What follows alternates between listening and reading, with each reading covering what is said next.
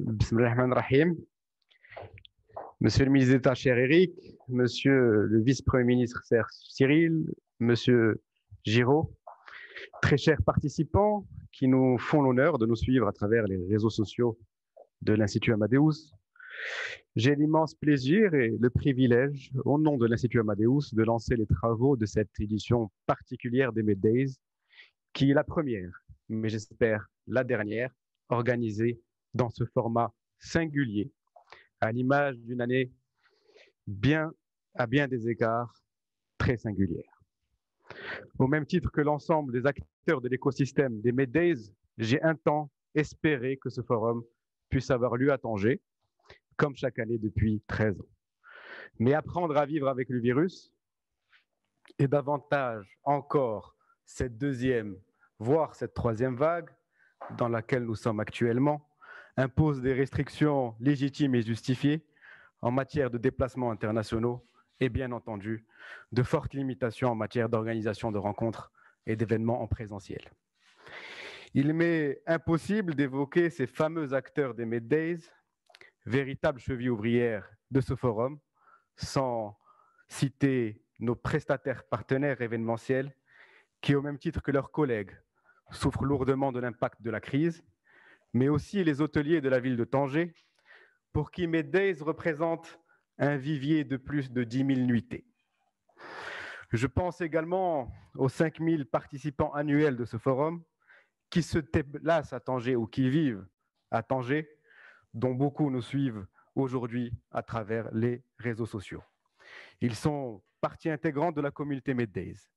Ils font la force et la vitalité de ce forum qui est considéré comme l'un des plus prestigieux organisés en Afrique et dans le monde arabe. Ces Meddays Talks leur sont naturellement dédiés.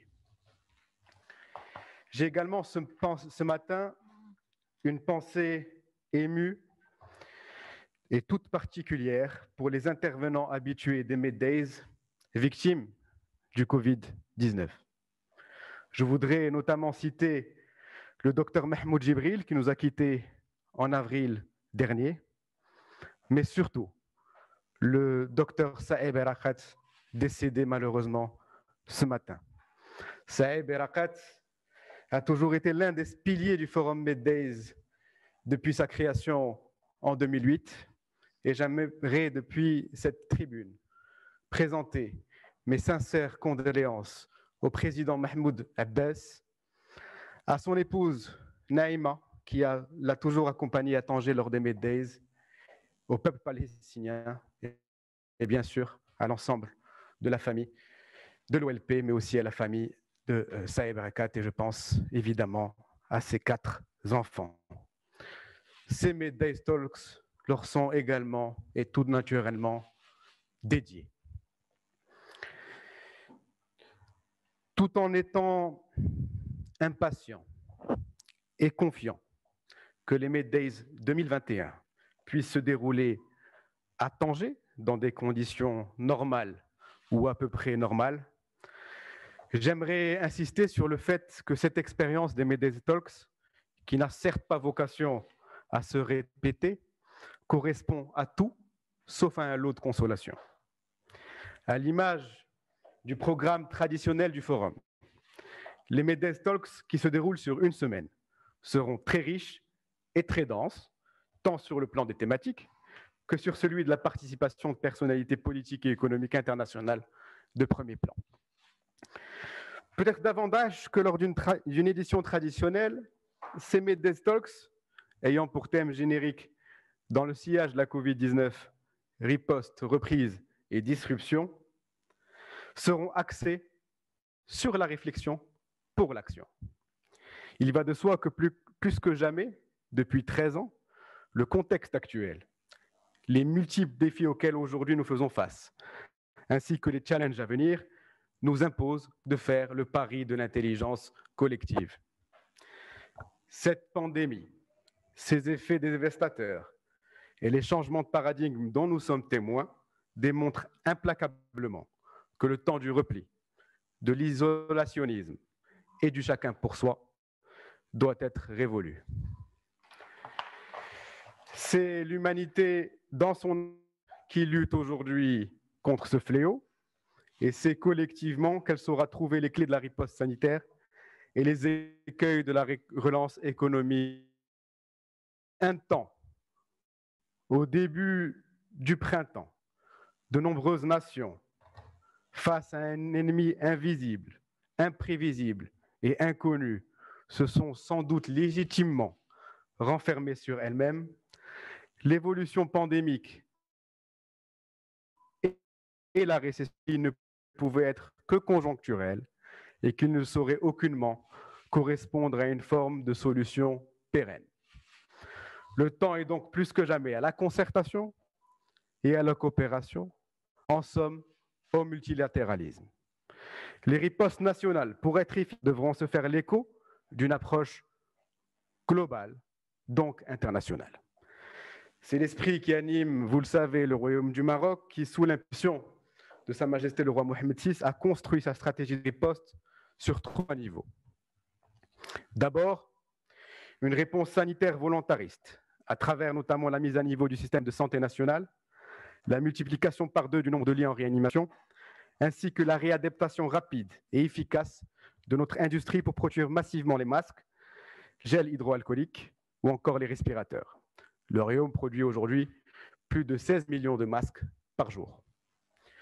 En parallèle de la réponse sanitaire, une réponse sociale et économique sans précédent dans l'histoire du Royaume a été mise en place, définissant ainsi les contours d'un nouvel État social à travers notamment le Fonds spécial Covid-19, doté de plus de 3 milliards d'euros et qui continue de soutenir les populations, d'abord par les effets du confinement, puis par la crise économique qui en a découlé.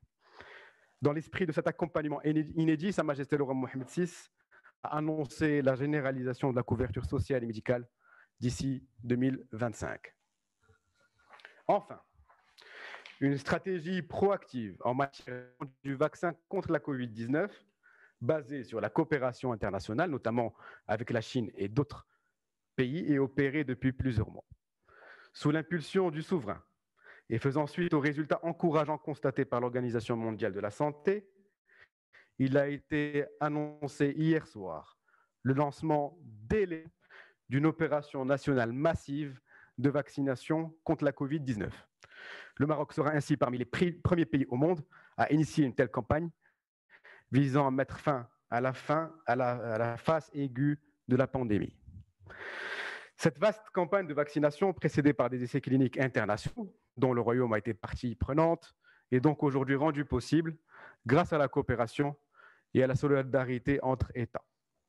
Il est ainsi démontré que l'obtention d'un vaccin efficace n'est pas forcément tributaire de certains enjeux politiques, électoraux, voire électoralistes, mais elle est dans le cas du Maroc le fruit de qui a fait le pari de la coopération internationale en la matière et qui place la santé des citoyens marocains au-dessus de toute considération. Chers amis, coopération internationale, coopération sud-sud, intégration régionale ou encore multilatéralisme réinventé seront une fois de plus au cœur de nos échanges tout au long de cette semaine. Fortement attaché à la dimension panafricaine des MEDES et à sa réputation de Davos africain, l'Institut Amadeus a voulu cette année encore que notre continent d'appartenance, qui démontre depuis le début de la pandémie une certaine forme de résilience, puisse occuper un positionnement central dans notre programme.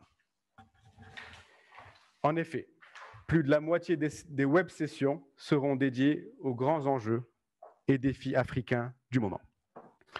Les MEDES Talks coïncident avec l'arrivée prochaine, ou plus qu'extrêmement probable, si on souhaite faire preuve d'une prudence mesurée au vu des circonstances, d'un nouveau locataire à la Maison-Blanche qui impactera de fait la nature pratique des relations internationales.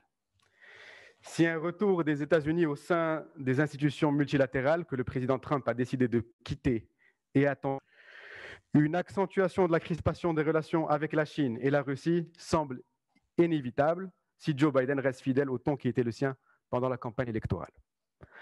Les MEDES Talks permettront également d'échanger sur les contours futurs, si tant est qu'ils évoluent, de la relation États-Unis-monde arabe, au moment où de nombreux experts parient sur une politique de continuité menée par une future administration Biden. Chers amis, permettez-moi de profiter du fait d'intervenir en prélude de la première web session consacrée aux leçons de la pandémie pour évoquer très rapidement les grandes lignes du mémorandum adaptation, innovation, agilité, créativité et efficacité, les 5 piliers de la relance et de la construction du modèle développement national post-Covid-19, publié par l'Institut Amadeus au mois d'août et qui a vocation à proposer un ensemble de recommandations en vue de la relance, mais également dans l'optique de la rénovation de notre modèle national de développement engagé à la veille de la pandémie. Je concède bien volontiers que nous avons tous, sans doute un peu trop vite, usé et abusé de l'expression post-Covid. Tant nous voyons depuis près d'un mois que nous sommes encore, et dans certains pays plus que jamais, en pleine pandémie. Cependant, si nous sommes toujours en période d'adaptation ou de réaction face au virus, l'arrivée très prochaine d'un vaccin nous permet aujourd'hui de nous projeter plus sereinement vers l'étape de la relance, tout en dessinant ses principaux jalons. C'est l'esprit de la dernière publication de l'Institut Amadeus, qui peut être d'ailleurs consulté sur notre site internet.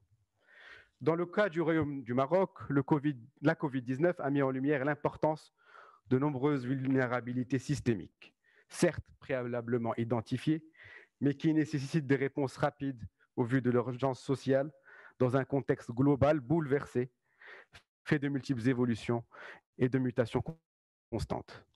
Le large corpus multidimensionnel de propositions de cet ouvrage se concentre sur 5 priorités absolues.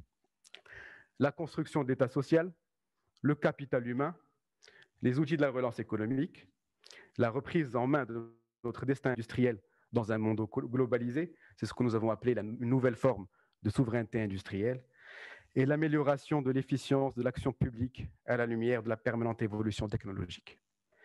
Les propositions retenues par l'Institut Amadeus ont été pensées pour suggérer un cheminement possible vers la définition d'un modèle de développement national, inclusif, socio-libéral, orienté reconfiguration et reconstruction, dont la spécificité se veut solidaire, volontariste, souveraine, indépendante, mais ouverte sur le monde.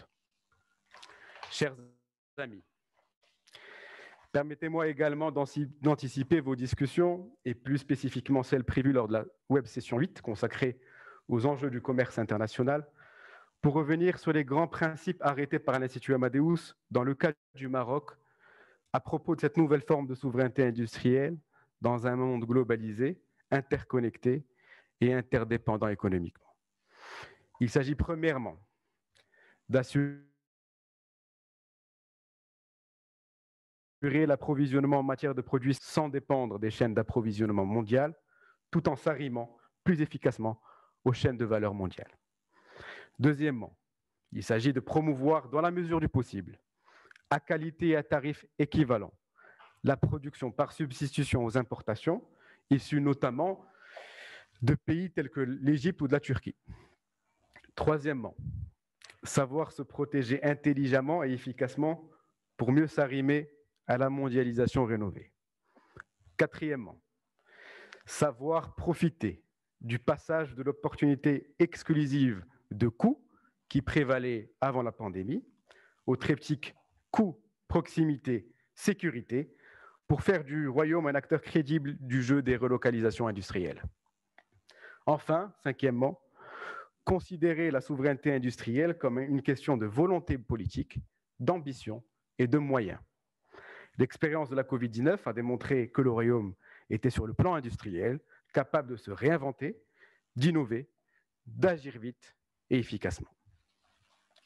Chers amis, je ne saurais conclure mes propos sans remercier très chaleureusement l'ensemble des équipes de l'Institut Amadeus qui n'ont, une fois de plus, ménagé aucun effort avec la même passion que pour un Meddays classique pour assurer l'organisation dans les meilleures conditions de ces Meddays Talks.